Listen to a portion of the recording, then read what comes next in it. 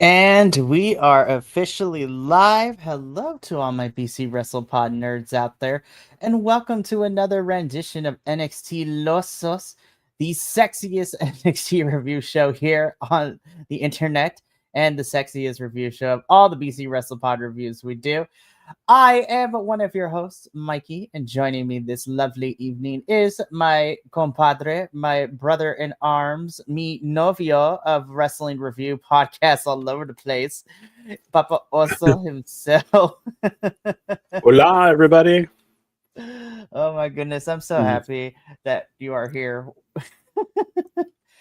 So yeah, we're here to review another episode of NXT, which I have to say very, very fun setups for next week for Homecoming for sure, which we're going to get into. So, this is going to be an interesting show. We're going to talk about everything that went down this past Tuesday, so yesterday's episode. But before we get into all of that, a quick service announcement. If you like what you see here and you want to, continue to watch us review all the wrestling, then we highly recommend you subscribing to our YouTube or following us on Twitch or Kick, whatever your preferred platform is for video consumption these days. But we also understand that watching full length reviews may not be within your wheelhouse. But if you still want to be a part of our BC WrestlePod community and interact with us, then I highly recommend you following us on any social media site that you feel comfortable with at BC WrestlePod, where we post our report cards for the weekly shows. For the pay-per-views, we preview what's going on during the week for the shows.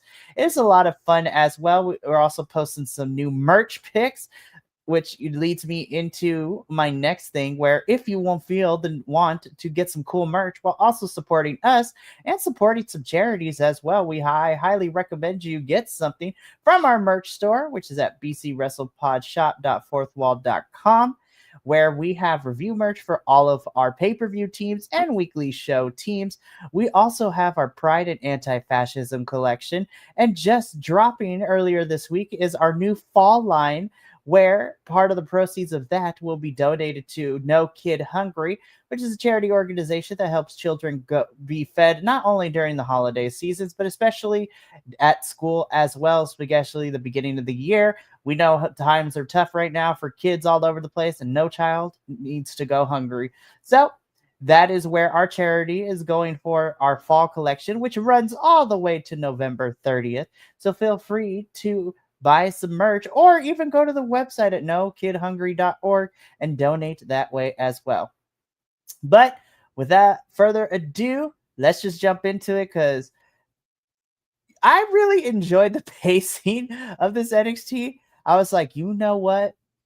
We're setting up for Homecoming. We got some returns, which we're going to talk about in a little bit, of some various people from different generations of NXT, while also progressing things that are happening in the NXT universe and what we will be getting at No Mercy in about 2 weeks. So that's going to be a lot of fun.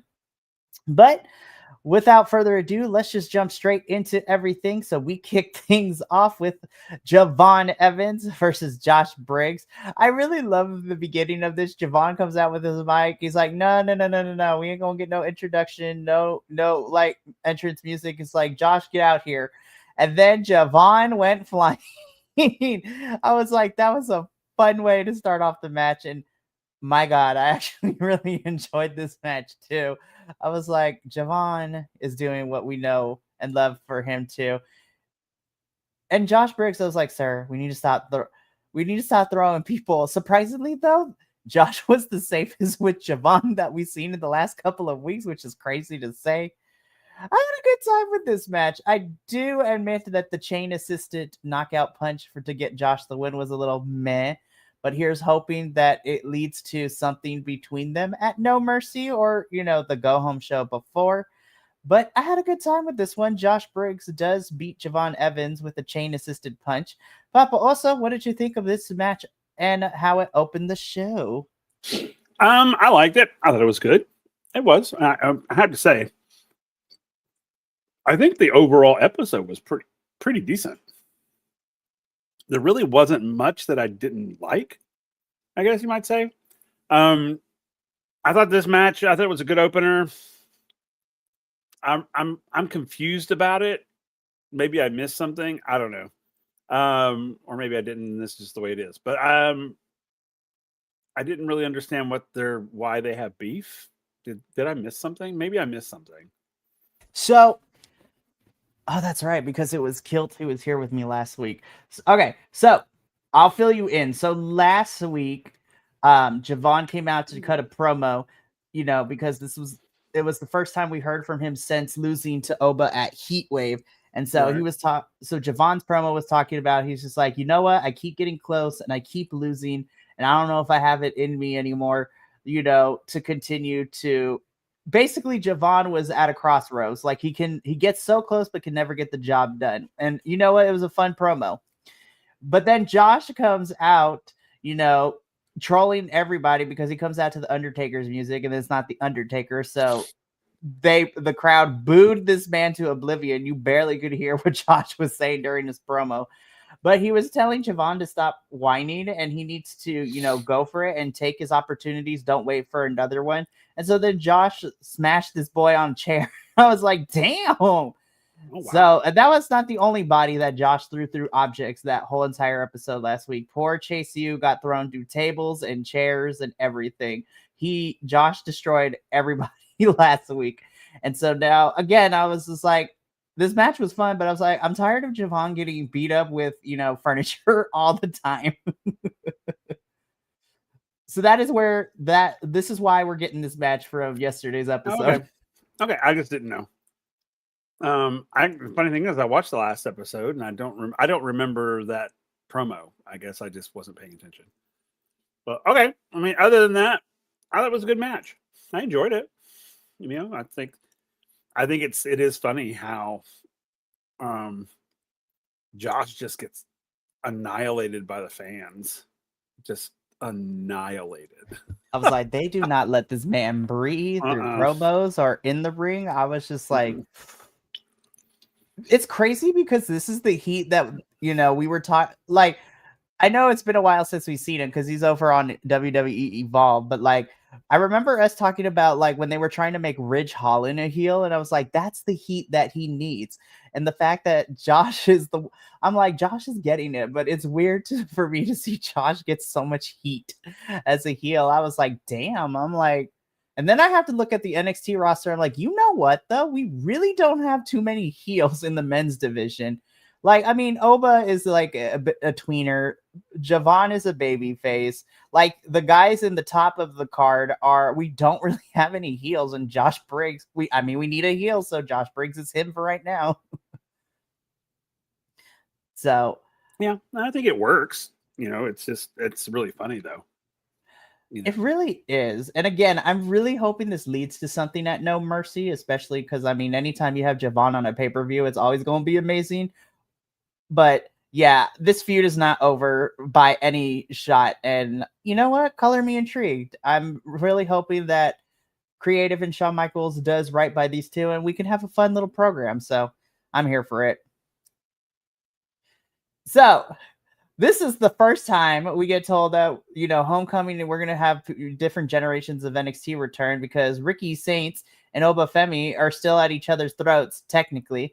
And so next week, both of them are going to have a sit-down interview in the middle of the ring because both of them are going to be on the episode of the greatest talk show of NXT, well, according to him anyways, on the Grayson Waller effect. So I'm like, oh, Lord, here we go. Talk show segment next week. And we know that these talk show segments never end peacefully. Like contract signings, they are about to end horribly. And I'm here for it. So, these two are fighting at No Mercy. So we got to figure out to continue and, take us there anyway. So I'm just like, all right, talk show next week. We'll see what happens.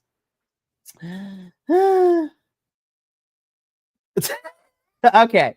So let's get through the order of things. So DIY are out here. So Tommaso Ciampa and Johnny Gargano, of course, OGs of NXT from NXT 1.0, the first version of NXT, which is the black and gold era. So again, they're continuing everything that last week because, NXT has their home. They were part of the wrestlers who are all main roster to make NXT what it is now. And then Trick Williams comes out, not having enough of what happened last week where these two beat Trick Williams down. And of course, Trick reminds them that, he's not dumb, so he came prepared. And out comes Carmelo Hayes to kind of, to Trick, thinking that it's evening the odds. My favorite thing of this whole entire thing is Carmelo Hayes basically like, listen, we're a team of convenience. Like, you need a partner, I'm here for you, but don't get it twisted. You're kind of being a little bitch, Trick. I was like, I don't know who you think you are, but this is not the house. And then the fact that Carmelo Hayes compared Trick Williams' title run and how he's treating NXT like a squatter, and then the crowd is saying squatter rights, squatter rights.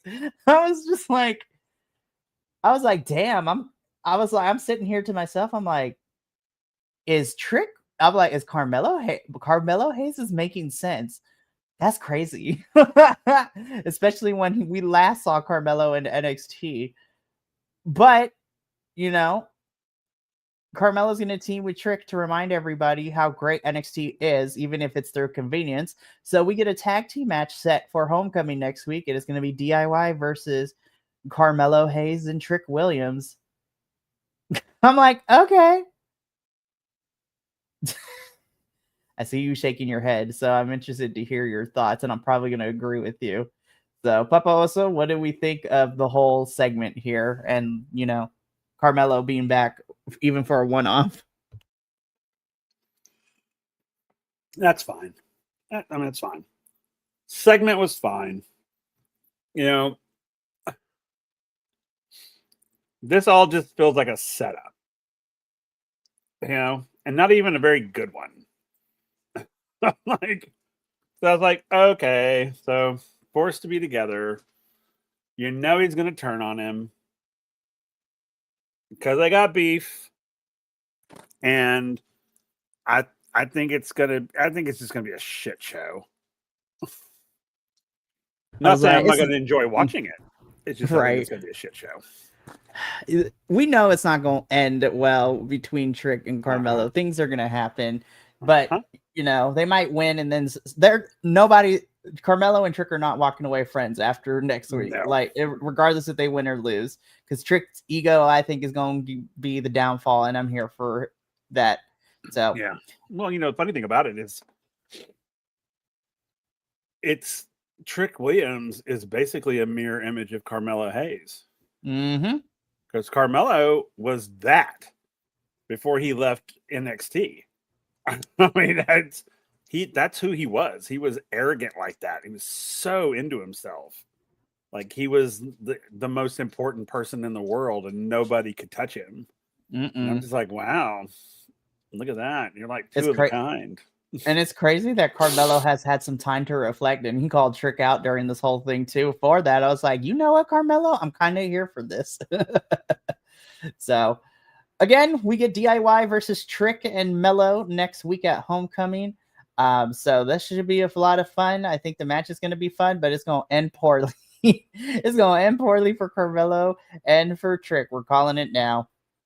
So, next up, we get a WWE Speed match. So this is for the Contenders tournament that we are having, where the winner of this tournament will go on to have a WWE Speed Championship match at No Mercy against the current women's Speed Champion, Sol Ruka. So last week, of course, we had main roster star Candice LeRae take on TNA's Xia Brookside in a quick match in which Candice won. And for those of you who do not know how a speed match works, for the best way to describe it, especially if you follow us for CMLL, it's like a Relampago match, but instead of a 10-minute time limit, it's a 3-minute time limit. So literally, speed matches are like a very condensed lightning match / Relampago match. So, of course, we have our NXT representative in Miss Lainey Reed taking on from Mexico and representing AAA in Fabi Apache, who I love. She's so good. She's been in this business forever and 100% native, Mexican and all that good stuff. So it is not cultural appropriation. Anyways. So Again, I wasn't expecting this match because it is a speed match with a 3-minute time limit. They crammed as much as they can in the 3 minutes that they could. Of course, towards the tail end of things, Natalia from main roster kind of gets into it a little bit with Fabi, which is enough of a distraction for Laney to capitalize and hit her finisher for the win. So moving on to face Candice LeRae in the finals is going to be NXT's Laney Reed. And then I know Fabi Apache and Natalia are going to have a match at AAA show this Friday. So, Papa Oso, this was your first introduction to a speed match. What did you think of Fabi Apache versus Laney Reed? I mean, it was good. It was good. I mean, it's women's wrestling, so anytime we get women's wrestling, it's a good time. I didn't know either of these ladies. I don't know either of these ladies. Rather, I liked them. I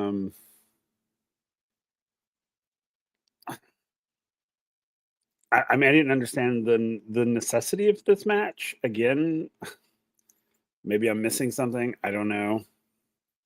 The funny thing about the episode is like all the matches were really good, but I didn't understand a lot of them.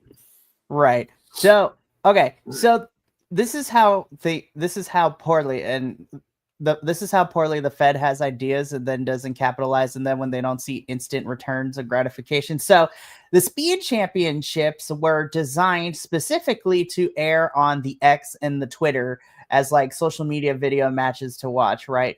But for some reason they stopped doing that. And so then it was announced a couple of weeks ago that NXT was going to procure the men's and women's speed championships, and NXT would treat them as actual championships in NXT. So, Sol Ruka, who is the current women's speed champion, is like, you know what? I'm looking for some challengers. And so Ava announced that there would be a tournament to see who would go to face Sol Ruka for the Speed Championship at No Mercy, so she can defend the title. So last week, of course, we had Candice LeRae beat Zaya Brookside, and now this week, Laney Reed defeating Fabi Apache. And so it is going to be Laney versus Candice in the finals, and the winner goes on to No Mercy to face Sol Ruka for the Speed Championship, which, of course, is going to be a short 3-minute match as well. I'm not saying it's the best idea, but this is an idea they started, but then they took it off social media, and now NXT has procured both the men's and the women's speed championships, which is kind of crazy. So yeah, that, which also screams, I don't know which matches are going to be on the final No Mercy card, so let's just figure out something to do. I'm like, okay. So yeah, that is why this match existed, and why last week's match existed, and why the Speed Championship is a thing in NXT now. God knows we probably got rid of the Heritage Cup Championship because, we had Tony D'Angelo throw that into the ocean. I'm like, okay. So yeah, so that is the quick history lesson and the catch up of why these things are happening. But yeah, again, Laney Reed beats Fabi Apache. She's moving on to face Candice LeRae. So we shall see who ends up going to No Mercy to face off against Sol Ruka. Speaking of Sol Ruka, we get this fun backstage segment with Zaruka and Hank and Tank. This is the quartet I never knew I wanted until I saw it last night. I'm like, yes, give me all. I am down with the thickness because 3 out of the 4 of these folks are thick. And Sol Ruka is amazing. I love this little backstage segment. Their energies are so good, and I'm really, really here for this. So both of them are looking for a chance to either win some tag team championships or be in contention for some tag team championships. Spoiler alert, it does not go well for either of these two teams in here. And we're going to talk about both of these teams a little bit later in their respective matches. Because right now, listen, I love my men's and women's. And I was just like, I am here for Dark Mariah May. I was just like, Halloween Havoc is in October. Actually, okay, this is cheesy. And I'm probably going to get some crap for it. This was cheesy as all hell. But I really love this more sinister version of Blake Monroe. She's like, Jordan Grace, you ruined my moment. And now she's literally becoming we are just like a paint can away from her becoming the NXT version of Carrie and just like out to destroy everyone. So this vignette tells us that Blake Monroe is going to go to the darker side, and Jordan Grace better beware because like the devil is coming for her in some capacity. I'm like, this was corny, but I loved it. I'm gonna be so for real. You can tell who has had classes and knows how promos and vignettes work. Blake Monroe is one of them. Papa, also, what did you think of this red lighted vignette from Blake? I thought it was cool. I liked it. I liked it a lot.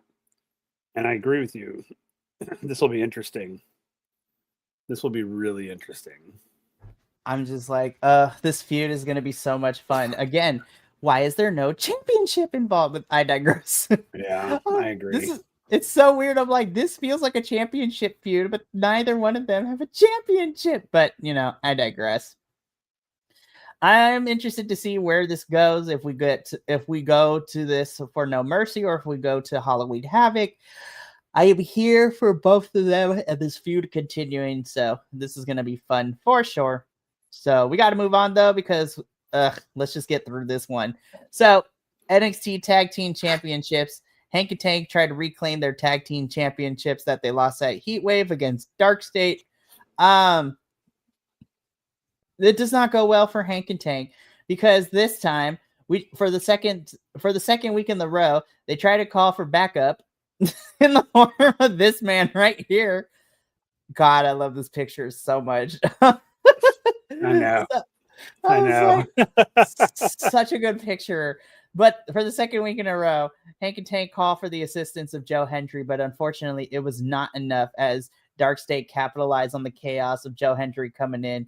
And unfortunately, Dark State does retain the tag team championships, and Joe Hendry looks a little bothered that the help kind of backfired for Hank and Tank. So I'm like, ooh.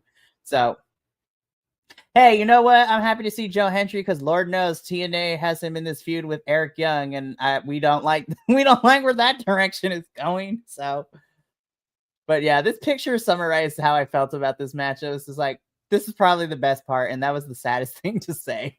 Yeah. Well, the funny thing about it is, or not necessarily funny thing about it, the sad thing about it is that it was we've already seen this match.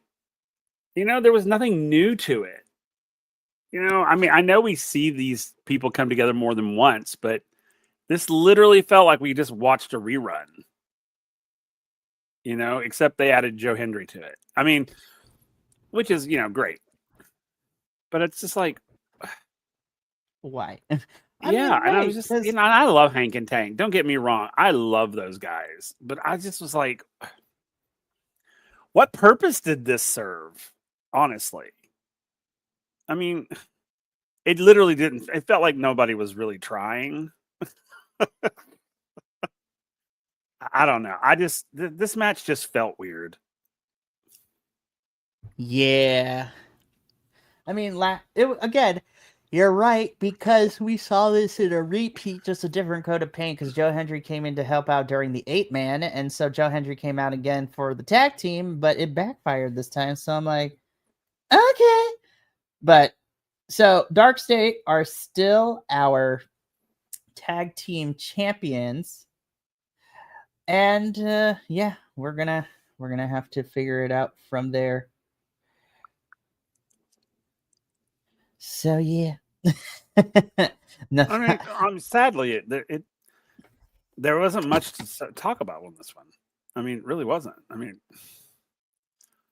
the sad part about it, and this was a champion fight. This was for a championship. And I felt like if this match wasn't here, I wouldn't have missed it. Honestly. You're right. And that sucks. Right. I mean, that sucks, because it was a championship fight. And I was just like, if it didn't happen, I would not have been the wiser. No, and again, the story we're telling in the tag team division, and then Joe Hendry's involvement has me a little perplexed. So I'm hoping for some clarity in the next couple of weeks, but we shall see how that goes down. So we're going to leave our tag team championship match into another match that I was like, why are we having this match? So it is Tavion Heights versus All Ego Ethan Page in a flag match. And I said it last week. I'm like, I hate flag matches. They are like the stupidest gimmicky type of matches on there. It is it is as dumb as a gimmick as a insert object here on a pole match. Like I was just like, why? Again, we talked about this during our Heat Wave review, Papa also, and I'm just sitting here. I'm like, the U.S. versus insert country here shtick in wrestling never works out very well, and it is 2025. Like, why are we even doing this? Especially with the way that the state of the world and the country is. I was just like, the rest of the world looks at us as a joke, as they should. I'm being completely honest. But again, I was just like, this proto-nationalism angle that we got Tavion in does not make me happy. And I am very sad for Tavion. And I'm like, also having All Ego be the foreigner heel in this is so crazy to me again in 2025. I was like, I know he does heel very well, but I was just like, why are we making the foreign nation a heel? Like, I don't understand. I'm like, did we not learn our lesson from Sergeant Slaughter back in the day?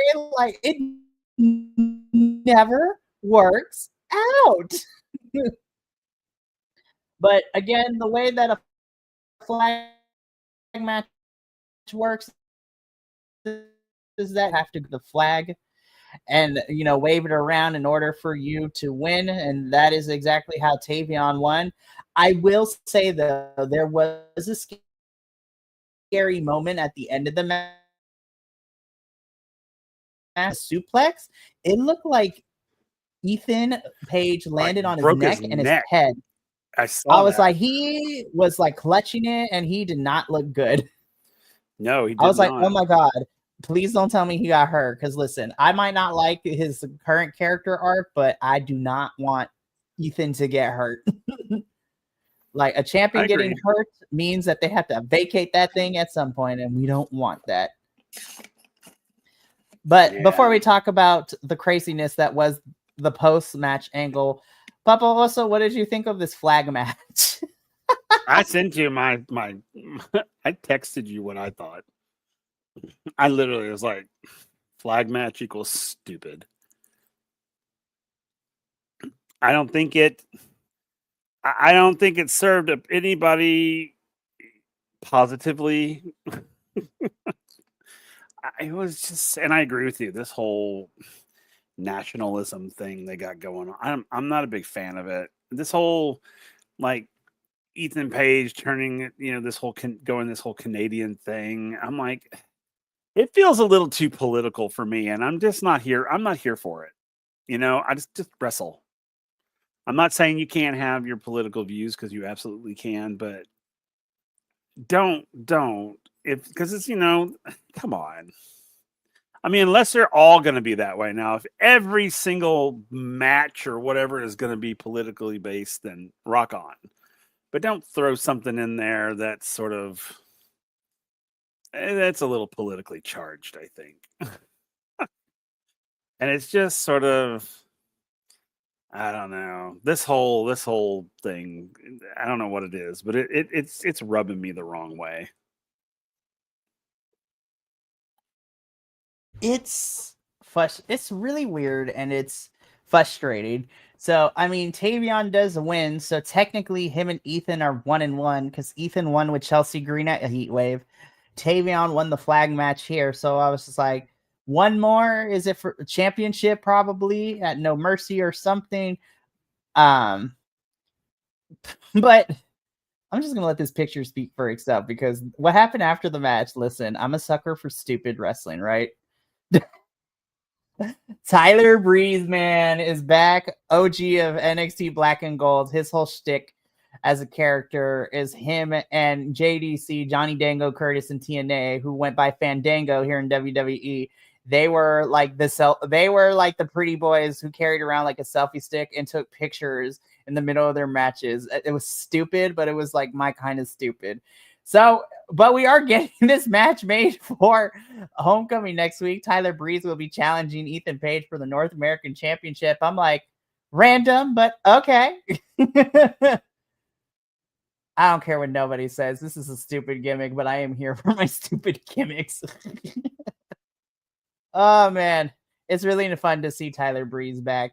I was like, listen, I've been rocking with NXT since the Black and Gold, the 1.0 days. So I have been through the trenches with a bunch of these folks that are in on the main roster and in the backstage helping out too. Like, so Tyler Breeze and Ethan Page is set for Homecoming next week. So I'm like, okay, this should be a lot of fun. Not gonna lie. Listen, I swear to God, if Lola does not walk out a champion at No Mercy, I'm actually might riot because this week and last week with the pre-tape video promos that we've gotten of showcasing Lola's life and everything, I'm like, I swear to God, NXT, if you don't put the championship on Lola Vice, I think I might actually riot. Like, because at first I was like, okay, JC's gonna hold it for a little bit, but now I'm like, I swear to God, y'all better let Lola better win at No Mercy. It's like, I'm like, damn it, man. Her family is cute. Her dad is like cute. Like, getting to see what drives her and everything. I'm like, please, NXT, do the right thing and strap this woman up with the NXT Women's Championship. Damn it. But oh my God, I think this was probably my favorite segment because I was just like, it made me tear up a little bit. I'm like, oh my God, we're getting so personal with Lola. Yeah, this was nice. I mean, this was just nice. In the words of Simon Miller, it made me feel good in my tum tum. But yeah, I'm just like, I swear to God, NXT, if you do not have Lola win at No Mercy, I might have to take a break from you and in our relationship. Just kidding.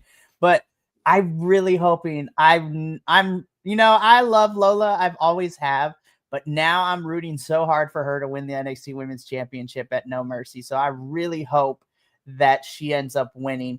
And who knows? I mean, the possibility of her winning might be a lot higher than we think, especially everything that happened during the main event and after the main event before our big surprise. So Lola, we're here for you, girl. I'm really hoping you win at No Mercy in 2 weeks. But this was a really beautifully done vignette and pre-tape, and I was here for all of it. So the delusion sets in early for the girls backstage of Fatal Influence because they think they're going to win this, number one contenders triple threat and go on to face Alexa Bliss and Charlotte Flair for the WWE Women's Tag Team Championship. So I was like, the delusion is real, but hot damn well, this was easily, hands down, the best match of the entire night. In our main event, it is a WWE Women's Tag Team Championships number one contender triple threat, where we have, of course, the Fatal Influence girls being represented by Fallon Henley and Jasmine Nix taking on the Colleen, which is Izzy Dame, and our lovely Tatum Paxley, so Tatum Paxley, and of course versus the powerhouse and the flexibility that is Zaruka in Sol Ruka and Zarya. My God, all 6 women involved in this match, I was like, this was the best match. Everyone did freaking awesome. And you know what? I know I talk a lot of crap about Jasmine because she's there to look pretty, but damn, Jasmine, I was like, I see you, girl. You put in the work in this match. I was like, you go, Jasmine. Oh my gosh. I don't have a lot of notes because I was glued to my screen the entire time. Yeah, I don't either. I don't have a lot of notes for this either because this was by far the best match of the entire episode. But I want to comment on a couple of things. One I want to comment on is how wonderfully well Tatum and Izzy work together. It's not a pairing that I thought would function properly, but I think they do. I mean, they're almost intuitive of each other. It was pretty neat to watch. And I thought this match was pretty brutal, which was great. And I think we are, because obviously, but we're starting to see the cracks in Fatal Influence. So, but yeah, I was just really amazed at how well Tatum and Izzy work together. I was just very impressed. 100%. So now we And can then, get of on course- to the badass part. Yeah, so of course, Tatum and Izzy win, so they will be facing. I think they said it in the pre-tape, either next week at Homecoming or sometime after that. Izzy and Tatum will be facing off against Charlotte Flair and Alexa Bliss, who of course are the main roster girls, but they are current women's tag team champions. So I'm excited because even if Tatum and Izzy don't win, the fact that they get to go up against Charlotte and Alexa, who are also really amazing team in their own right, it's going to be a lot of fun. Thank you. But after the match, JC, her composure starts to crack and she loses her damn mind because she is mad. She calls out Jasmine and Fallon, blaming them and saying that JC has been carrying this group on her back. I'm like, watch it now, JC. I was like, the cracks have been forming, but now we like widened it and deepened it a little bit. Because Jasmine and Fallon, like when they heard this, they're like, hold the phone, more so than they had. Because JC's been saying this on and off kind of as little digs the last couple of weeks. But this was the first time where Fallon and Jasmine were like, now hold the phone, girl. What in the flip are you talking about? Like, so JC goes on a tirade saying that she is the best NXT women's champion in the company's history. She was double champ. She was TNA Knockouts champion, yada yada yada. And then she gets interrupted by La Primavera herself, Stephanie Vaquer, who does give credit to JC because JC was the one who beat Stephanie to become the NXT Women's Champion, but reminded JC that yes, you beat me for the NXT Women's Champion, and you were a double champ, holding the NXT and TNA Women's titles. But Stephanie was double champ first because she was NXT Women's and NXT Women's North American Champion at the same time. And so JC is just like, girl, it's 3-on-1. Like, what you really gonna do? And then, of course, we hear the familiar, it's Tiffy time. And if Stephanie Vaquer is the black and silver era of NXT women's division, Tiffany is the Nickelodeon splat version, the 2.0 version, that what started us off when we created BC WrestlePod and started reviewing NXT. Tiffany, of course, is our WWE women's champion. And so she comes out and she's like, JC, I'm the longest reigning women's champ in the current, with all the titles right now. So, girl, you are not the best. But then, of course, JC's like, okay, I see what has happened. It's still, 2-on-3, and I don't care about, the UPass women. It's all about me right now. And then, of course, this is my brutality hits. And then, of course, representing NXT black and gold era of the women's division, mommy herself, Miss Rhea Bloody Ripley, is in the building. And we're far enough in, I almost passed out, and I was excited is the best way to put it for this. I'm like, I was like, listen, we are called the Biconics for a reason. I ogle my men's and women's is eitherly. These three nearly sent me into the splash zone. I was like, holy shit. Oh, and Rhea Ripley doesn't mince words. She's like, girl, look at us, look at you. But you're complaining, so how about we put it to the test? And on paper, Papa, this is the best match that we're probably getting next week, because it is going to be the Fatal Influence girls taking on Rhea Ripley, Stephanie Vaquer, and Tiffany Stratton.